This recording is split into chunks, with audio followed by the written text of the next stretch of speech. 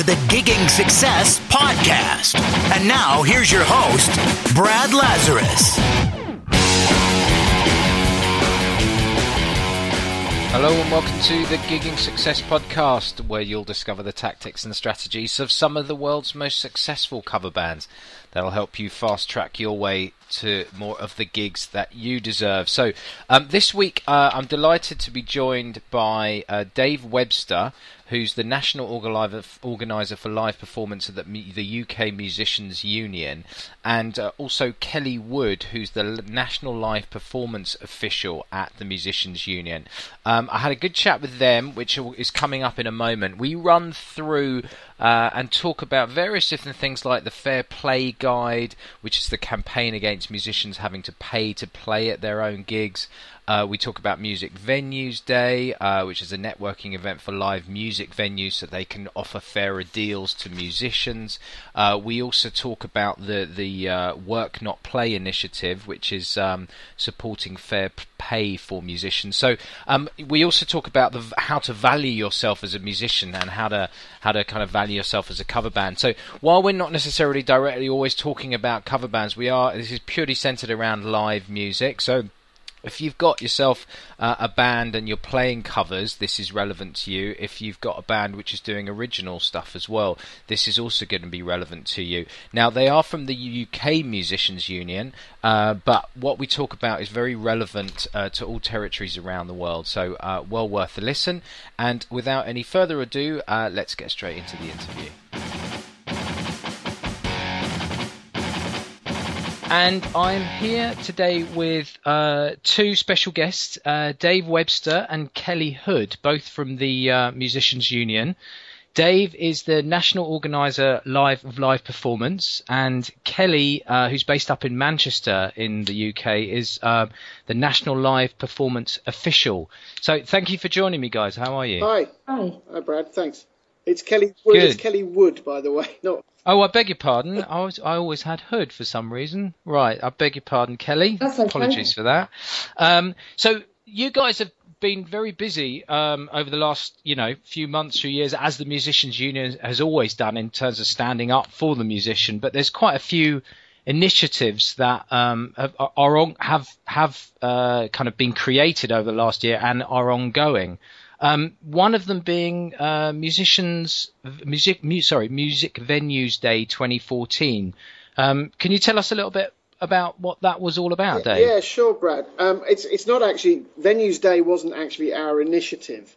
It was set up by the Music Venues Trust, which is an organisation that came to the fore last year in 2013, actually.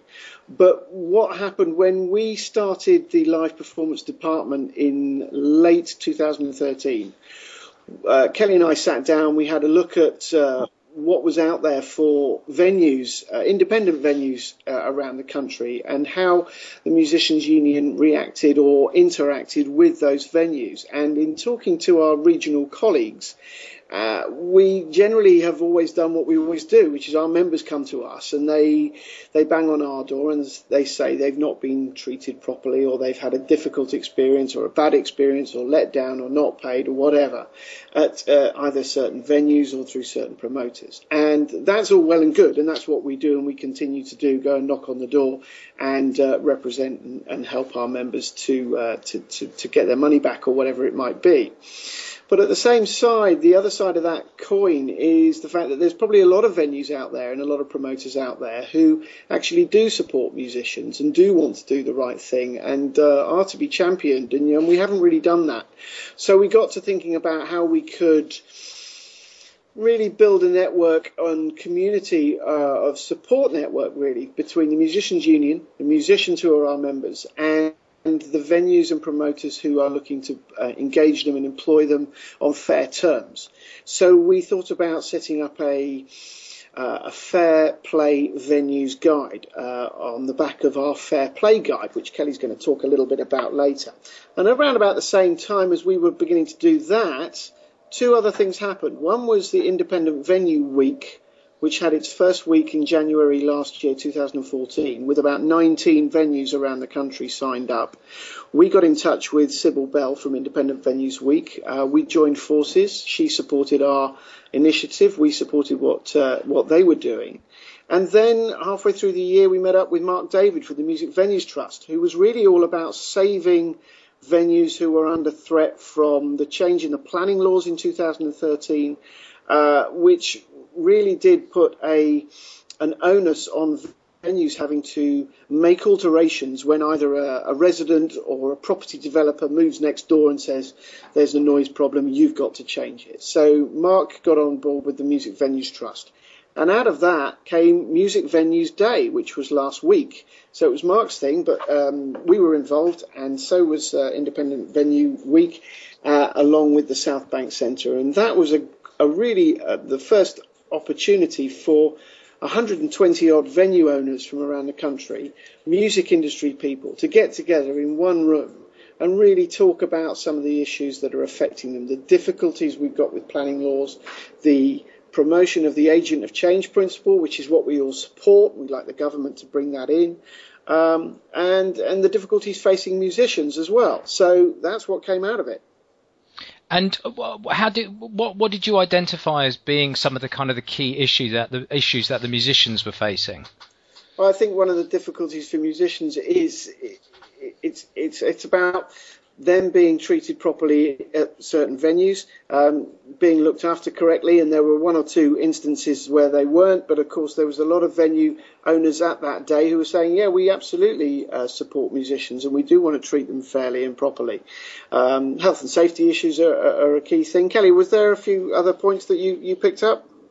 I think musicians struggle to know, how to get gigs and where to meet the kind of people they need to be talking to get gigs and putting tours together, and also just knowing what kind of deals they should be signing up to, because musicians starting out know that it's not acceptable to pay to play, but they don't really know what it is they should be asking for, and what's fair to agree to, really. And this that Kelly kind of touches on, and you mentioned it before, Dave, as well, the Fair Play Guide, which, Kelly, you've had a huge part in putting together. So, I mean, some of the things, what should acts consider when kind of going into and approaching venues and, working on maybe like a co-promotion? Is there anything they should be looking out for? Yeah, I think basically they need to they need to think that the process needs to be good for everyone. So the promoter or the venue owner and the artist both need to reach a point where they feel they're both getting a fair deal. And so that means that, artists have to, do their bit to promote a show, because where a lot of pay to play came from was artists saying, oh yeah, we can bring down 40, 50 people, and then turning up on the night with absolutely no one. And so venues and promoters were, losing a lot of money on this, which is why some of them then started using pay to play tactics.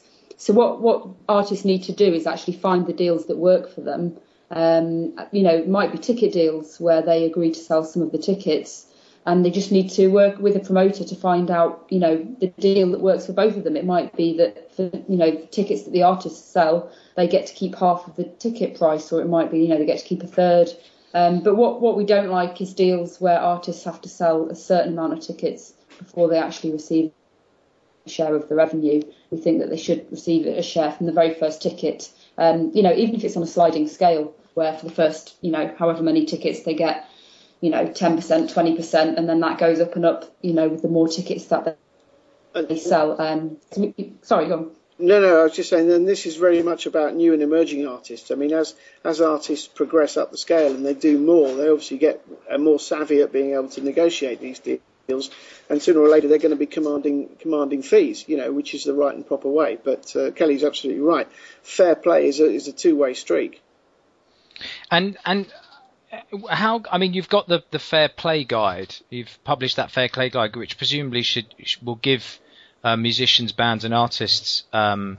What's the point of the Fair Play Guide? Does it give them a kind of a guide? Obviously, it is a guide, but does it give them a specific guideline on specific financials maybe involved with specific deals? It doesn't mention actual financial amounts or percentages, because there's so many variables in each situation depending on the size of the venue, the amount of bands playing, the ticket price. But it just advises artists in terms of negotiating and what they can expect. And it can also, we've written it with promoters in mind as well. So it's not just for the artists, it's for artists to actually, they can give it to promoters and say, look, let's work out something based on these kind of criteria. But it doesn't, there's just there's too many variables for us to actually say this is the amount of money that artists should be getting at this stage. Artists really need to know what their performance is worth, if you like. They need to look at each stage that they're at and understand how many people they might bring to a gig and what that's worth to a venue or promoter and what it's worth to them. And it might be that if artists can, pack a venue out, but they can't find a promoter to give them a good deal, they might be in a better place to just hire a venue themselves, pay a fee, and then they've got all the ticket revenue to keep themselves if they do a good job of promoting it. But really, only artists can actually know what's best for them at any given stage. So if you're an act and you're looking, what we do here at Gigging Success is primarily kind of biased towards kind of cover bands, and this Fair Play Guide is very much about that, as covers cover bands as well, does it? It can work both ways. The experience I've had of working with cover bands is generally that they're an established unit. They go out for fairly significant fees, and they're largely playing the private party / corporate function market. Well, there's a lot of kind of tributes, and I know in the States we have a lot of listeners that are playing the kind of the bars and pubs and that type of thing. So, and they are doing deals where they're being asked to bring audience along with them. So I suppose in that sense it does cross over, doesn't it? Yeah, definitely. I think we do hear of it a lot with the sort of tribute acts and covers bands where they can bring quite a good audience. And so just like an emerging act, if they're helping to promote the show and they're bringing a lot of people down to a gig, then they should be fairly remunerated for that. I think it's difficult though, isn't it? With a covers band or a tribute band, I think the public know kind of pretty much what they're going to get, and so the chances are they're going to put their hands in their pockets and pay for tickets. I think it's difficult for original artists playing their own material when the public are less sure that they're going to go enjoy the music, have a good time. They may be less likely to put their hand in their pocket, and that's I think the big difficulty, or the big difference, if you like, between those two types of artists, or those two types of bands. Well, I suppose that kind of gets us to, and we'll come back to this as well, but just kind of that gets us to the point of kind of valuing yourself as an act, doesn't it? And how you go about actually doing that. Because if you're as any act and you're approaching a venue, at what point do you start where's the start of your negotiation, if you like?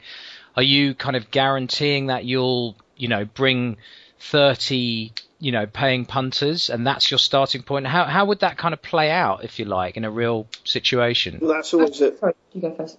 Okay, that's always a tricky one, isn't it? Because if you do turn around to as Kelly was saying, if you do turn around to a promoter or a venue and say, I'm going to bring you 30 or 40 punters down and they're all going to spend well behind the bar, then you better be good for your word, because that's going to count against you when you want to go back there and the promoter or the venue owner says, you told me you were going to bring 30 or 40 people down and you brought 10.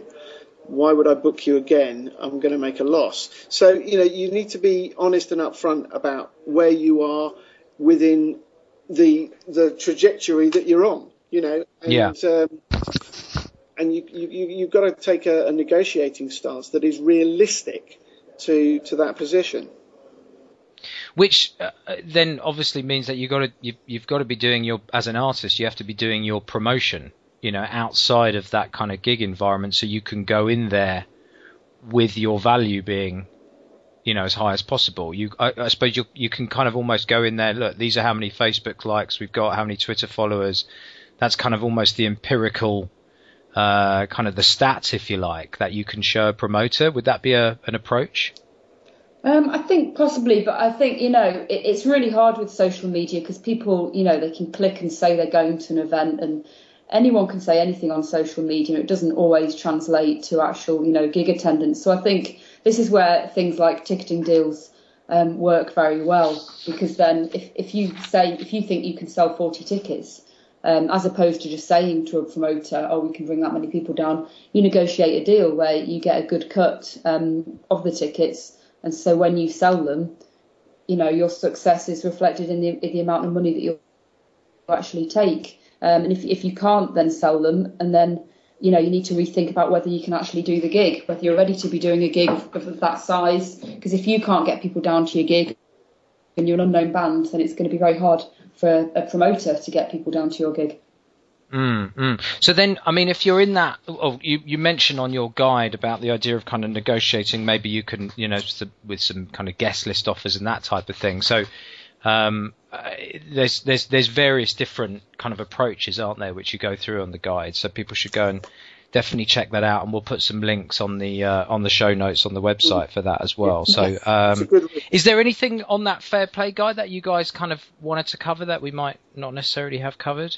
I think one of the key things is knowing the difference between what is a gig and what is a showcase. Because often showcases, you're invited to perform, and that's a really good opportunity to get in front of the industry, to ply your wares, so to speak. And showcases are a really good platform for bands, and often showcases don't command fees. But because you're out there playing to a room which is largely made up of industry people, it's a very good way to get on board. So that it's worth looking at showcasing, generally done by invitation.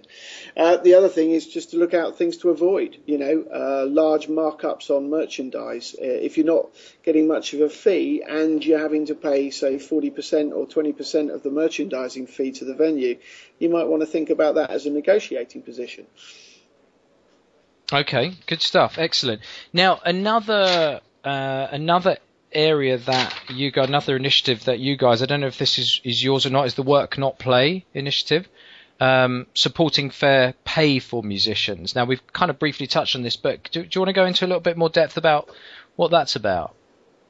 Yeah, do you want me to, Dave, or do you want to? Yeah, okay, kick it off, Kelly. Yeah, so it's a campaign that we started to raise public awareness of events, gigs, festivals, charity events, whereby musicians are often approached and expected to play for free. Often event organisers will pay everyone else involved at an event, but they have this growing expectation that musicians should perform for free, either because they think it's good exposure for the artists, and or they think, well, musicians enjoy their job, it's great fun for them, why wouldn't they play for free? And so we wanted to highlight the damage that this does to the music industry, and we also thought it's a good opportunity to start naming and shaming the employers that were getting involved with this, hoping that might then make them sort of rethink about what they're doing. And so we invited the public to get in touch and to share across social media the Work Not Play hashtag, and we've had a really good response, and people now sort of let us know when they're approached to play at an event, and there's no money, and the organisers use the same old excuses of why they should do it regardless of lack of payment. And it's an ongoing campaign, and I think a lot of it is based around public awareness, because I think audiences, if they knew what went on, I think they'd be quite upset a lot of the time when they pay to go into events, and then they probably assume musicians are being paid. Why wouldn't they be? And so we wanted to let them know what it is that they're paying for, basically. We've had some successes as well. I mean, when people have come to us and said, look, there's an organisation that's asking musicians to pay for nothing, we get in touch with them, we get as much detail as we can, and we open a dialogue. And in some cases, we've been able to turn them round, and fees have been then paid to musicians. In other cases, they've been stalwartly indignant about paying musicians, or they're just saying they don't have the money. So we put them on the Work Not Play list, and we do a bit of naming and shaming. And we always tell them we're going to do that if we're not able to reach an agreement. So it does have some traction, this, and it's a good thing. One of the things is the charity the tugging of your heartstrings when they say, "Come on, it's for charity. We can't afford to pay you." But of course, the charity is always going to be paying the people who are building the stage or providing the toilets or doing the catering or whatever, as Kelly was saying. We've got a very clear policy on charity. It's really that straightforward. It's up to the musicians to decide for themselves whether they wish to donate to that charity. But that shouldn't negate them being offered a fee. So they should be offered the fee, and then if they choose to donate either some or all of that fee back to the charity, well, that's fine. But it's the musician having control over what their income is and how they spend it. Because it might be that they don't support the charity that they're working for, and they'd rather perhaps go and put some of that money towards a charity of their own choice, and they shouldn't have that choice taken away from them. Yeah, I mean, it's in principle that, yeah, it's always, I mean, as a manager of bands that gets approached like every couple of days, it is a difficult one, isn't it? Because I always say my biggest response is, if we said yes to every single charity and we dropped the fee by 60-70%, we wouldn't exist. Exactly. So. But then at the same time, there are a series of questions that I go through when I ask the charity, what are their plans for the future? Because a lot of the time the charity will start with quite a small event, and it will be their first year, and they need to kind of cover their costs at least. But if they've got a plan for the next 3 or 4 years, then it might be something that we want to invest in, if you like, and play for a reduced fee with the idea that there is going to be work in the future. So that's something that I've always kind of looked at as being an approach to kind of charities. It's an interesting approach. I mean, I think, if you're going to base some kind of longevity on working for a charity, then there's a business discussion to be had about what that looks like from now to, say, in 3 or 4 years' time. But there needs to be some guarantees from the other side that you're going to be given the work, and any work that comes out of it you're going to get. And if there's any broadcast rights involved, they say, oh, we'd like to film it and give it away to everybody who comes. Well, you're trading with my intellectual rights there. So, and that's worth something to musicians. So, there's lots of conversations to be had around that, certainly if you're looking at a long-term partnership. Yeah, I mean, one of the things, I look at that scenario as like, well, what are we going to get from that? If there is going to be some filming, I don't mind them using it as long as we're going to get value from it. Are we going to be able to get a promo video, which we can then use to sell the bands on in the future as well? So I think that's another way. But one of the things that causes causes the problem are musicians playing for nothing. Whether that be kind of hobby-based musicians or even kind of professionals that are looking to kind of just promote themselves and feel that's a great platform. So I suppose this comes back to the idea of how you value what it is that you do. Is that something that you can advise musicians on, artists on, how to value themselves? I know you wrote something about that, Dave, in the last Musicians Union Journal, didn't you? In terms of the... Well, in terms of asking for money, having the money conversation. Having the confidence to say, okay, yes, I'm free that day, and I'm sure we can do something for you. How much? And I think that's, got to be one of the first questions that's asked. And sometimes it gets a bit overlooked. Are you available? Yes, I am. Would you like to come and work? Yes, I would. Okay, great. Well, then we'll talk about it another time. And actually, no, before I commit myself to this, I want to know how much I'm going to get paid. And I don't think there's anything wrong in putting a business hat on as a musician. And the more musicians put business hats on when they do have these kind of conversations, the better, because it puts the person booking them in a very clear place, and it puts the musician in a very clear place as to what's expected.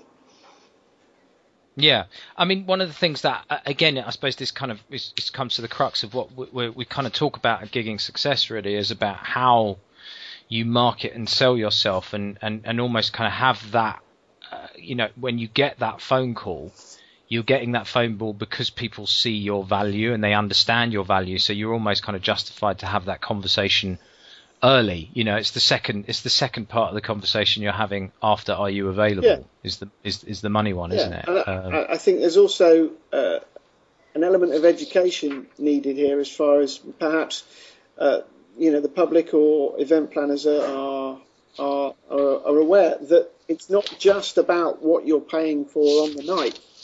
It's about, the years of practice, the years of experience, the investment in learning the craft of being a professional musician, the insurance, the maintenance of the instruments, the upkeep of the van, the public liability insurance, the MU membership, which the public liability comes with the MU membership. But all those things, rehearsing, investment in stage clothes, travelling to and from the gig, all those things are wrapped up in what that fee's all about.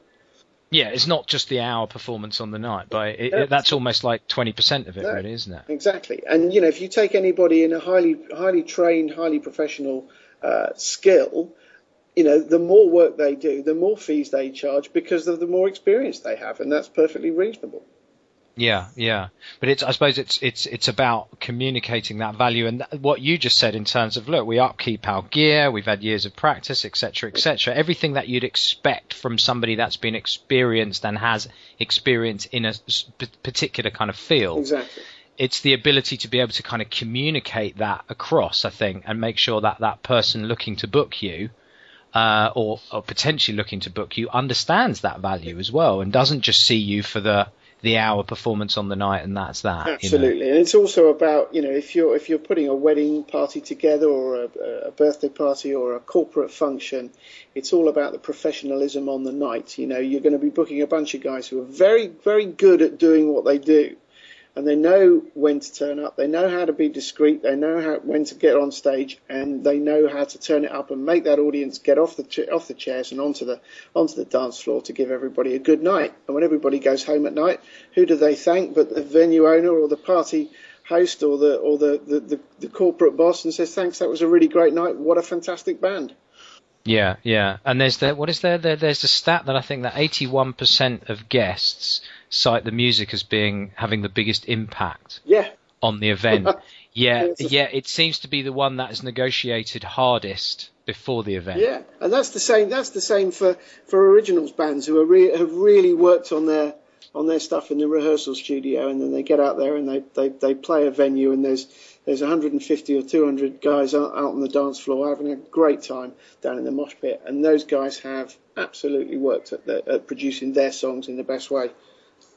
I think with value as well, I think artists, when they're negotiating a fee, they shouldn't be too shy about saying what else they can do to the gig, as well as, explaining why they cost what they do. They can also say, look, I've got various social media platforms with however many thousands of people, we'll do our bit to promote the gig, to make it a success. Artists should be doing that as well. And if they're not on a ticket deal, if they're on a guarantee, then they can say, we'll go out of our way to make sure we promote it. And because a successful gig for an artist is a successful gig for a promoter, and vice versa. Yeah. And so artists should, very much get involved with everything they can, before the gig to help the promoter out. Yeah, absolutely. I mean, one of the things that, if you think about it from a bar owner or a club owner or a venue owner's perspective, it is really about the bottom line at the end of the day. Otherwise, they can't put the next gig on. They have to make money. And it's always struck me that when bands should almost kind of find out if they've had a successful gig, find out financially how successful the venue owner found it. That can be something which can be used as a value add when you look to go and, try and secure yourself some gigs in the next venue or the next venue after that. Having that actual evidence, look, this is what it did to the bottom line for this particular venue owner, I think is a valuable thing for them to do. So I think you're right. I think there's a good argument to say that a bit of aftercare, when you get home from the gig, day or two later, email the person booking you, say, how was it? How did it go down?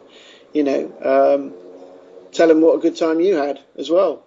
If you have Absolutely. I think that's exactly right. I mean, we do that with all our clients. We always phone them afterwards to check that they were happy. And if they weren't, can we learn from that? What can we do to help you so the next time it can be better? I think one of the difficulties with young emerging or new emerging acts on the sort of gig venue scene is things like having reliable sound engineers and making sure that there's a decent sound and they get a decent sound check. I think that's one of the things that's quite important to musicians who are on that circuit. The last thing you want is to go on stage and being unsure that the sound engineer is totally bought into what you're doing and how you're doing it. Yeah, absolutely. Okay, good. Well, look, just talking in terms of, I know we've talked a lot. Obviously, you guys are from the Musicians Union in the UK, but we have some, US and other international listeners as well. And you provide all of this is relevant. I think we've kind of had conversations not just based around UK stuff, but generally stuff which is universal and international, really. But in terms of kind of like the support that you provide your members from the Musicians Union, I'd imagine a lot of it is similar for the American Federation. But what kind of things you've got? Insurance, legal assistance, rights protection. What kind of areas would you say your members are finding the most benefit from, if you like, if we narrow that down? Because there's quite a long list of benefits, aren't there? There's a very long list, actually. It's so long. I need something in front of me to remind me of what they all are. You reference away, yeah absolutely. I mean, the first one that a lot of people say to me is the public liability insurance. It comes automatically with the membership. It's worth £10 million. It's an individual insurance, and it's worldwide. And it covers you for when you're performing, covers you for when you're teaching. And I think that's a really important thing to have in your back pocket. Certainly these days, as far as, your function bands playing, for example, council-run venues, hotels, that kind of thing, more and more, and they're now saying, have you got public liability insurance? Now, with say, an 8-piece function band, if all those 8 members are members of the MU, then there's 80 million quid's worth of public liability behind them. So that makes them instantly a far more bookable band than guys who are not members of the MU, who perhaps have bought their public liability on the high street and it's cost them a lot more. Yeah, absolutely. And I think this is something that bands should volunteer the information that they are covered as early as possible, because it almost kind of frames you as being a professional, in inverted commas, whether you are fully professional or not. It frames you as being a professional outfit. I always think that, if you're going to be a professional musician, if you're joining the MU, it does send out a very strong message. Yeah, absolutely. No, I entirely agree. And where else can people expect? Well, equipment insurance as well. We'll cover that up to £2,000, and then you can have a conversation with our insurers about any top-up cover, because obviously somebody's very valuable Fender Strat or their particular violin or cello is going to be worth maybe more than £2,000, but that's fine. It's a good start, and then we can work on that. I think one of the key things for us, and one of the things that a lot of our officers and officials do around the country, is the legal help. It's getting the gig fee back for members or cancellation fees back for members. We turn over a lot of money in doing the legal work for our members and fighting for them to get their just desserts if they've been either let down or cancelled. I think as well, just a lot of people use this as a kind of, to support the business side of their music. So we have a lot of members who just get in touch, whenever they're offered an opportunity they're not sure about, or when they get offered a contract we need to check, or if they need some help with how to promote, how to get gigs, how to be more of a portfolio musician and take in, different bits of work or advice on royalties. Every member kind of uses us differently. Some just have us as peace of mind, and some use our specific services. But I think that there are a lot of musicians who, just appreciate having, the wide range of advice available through our regional and our national departments.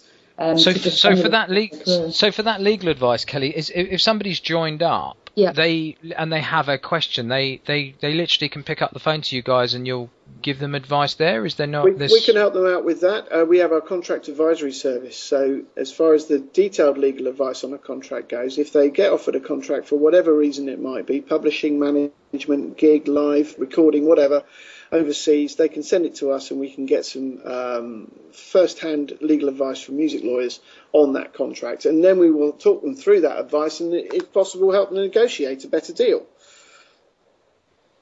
Great, fantastic. It's a really good one. I mean, there's about 43 different bits of benefits of membership that are in our handbook to members. I mean, the other one, of course, on a sort of more national level, is the political lobbying that we do for musicians. And one of the things that came out of Venues Day and the agent of change principle for venues is we will be lobbying government, and have already lobbied government, on a change to the legislation.